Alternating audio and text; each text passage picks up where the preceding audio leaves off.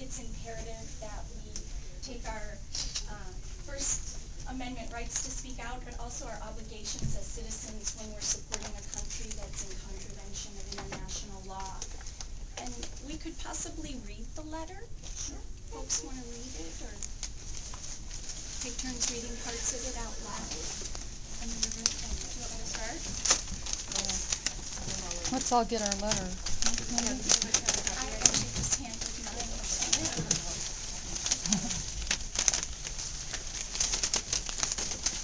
Dear Senator Durbin, on 31 December 2008 you stated, I understand and support Israel's defense of its borders from rocket attacks by Hamas. By that day, at least 315 Palestinians, including 41 children and 9 women, had been killed and more than 900 injured by Israel's airstrikes on the Israeli-occupied Gaza Strip that failed to differentiate between military and civilian objects. Israel continues to bombard the 1.5 million stateless Palestinians in Gaza, half of whom are children and refugees, and because of Israel's closure of the borders, have nowhere to flee, and they're being bombed by U.S.-supplied and manufactured weaponry from the ground, sea, and air. War crimes against civilians. Israel has in all likelihood committed war crimes in its ongoing military operations in the Gaza Strip. One example of many, on 6 January 2009, 43 Palestinians who had fled Israeli shelling in other areas and were taking shelter in the United Nations-administered Fakura school in the Jabalia refugee camp were killed after 2 Israeli tank shells exploded outside the school. The United Nations Agency for Palestine Refugees, UNRWA, had given Israeli authorities the global positioning system coordinates of all of its installations in Gaza and categorically denied Israeli claims, later retracted, that Palestinian armed fighters had fired on Israeli troops from inside the school. Israel's military operations on the Gaza Strip indicate a reckless disregard of human life and a failure to distinguish civilian from military objects.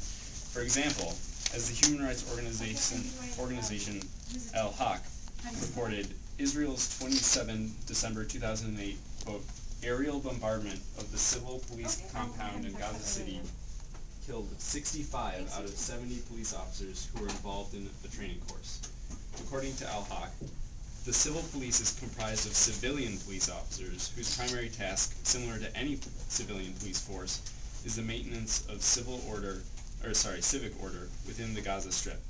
They serve no military function and are therefore not combatants. The same principle applies to representatives of the political wing of the Hamas party, quote, who play no part in commanding or controlling the military wing of Hamas and who do not take direct part in hostilities, are civilians and not legitimate military targets, end quote, including Nizar Ryan, who was killed along with 15 members of his family, including 11 children, when his home in the Jabalia refugee camp was hit in an Israeli airstrike. Israel's claims of self-defense. Israel claims to be carrying out its massive military campaign on the Gaza Strip to protect its population from rockets fired by Hamas towards Israel from the Gaza Strip. While Israel is obligated to protect its civilian population, any response it takes must respect the fundamental international humanitarian law, principles of military necessity, proportionality, and distinction between military and civilian objects. The conduct of hostilities during Operation Castle can under no circumstances be considered in accordance with these principles, according to Al-Haq.